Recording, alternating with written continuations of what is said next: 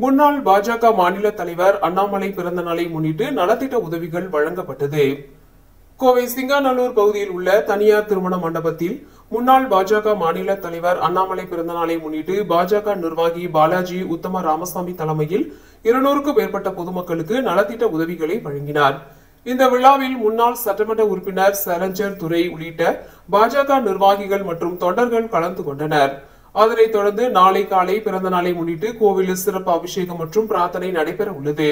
தொடர்ந்து ஆட்டோ ஓட்டுநர்களுக்கு சீருடை வழங்குதல், பொதுமக்களுக்கு அன்னதானம் மற்றும் இரத்த தான முகாம் உள்ளிட்ட பல்வேறு நிகழ்ச்சிகள் நடைபெற இருக்கின்றது.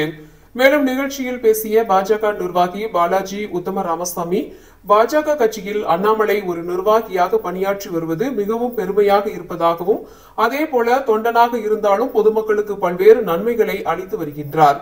பாஜகவில் பணியாற்றுவதற்கு தலைவர் பதவி தேவையில்லை என்றும், தொண்டனாக இருந்து பணியாற்ற முடியும் என்றும் பெருமிதம் கொண்டார்.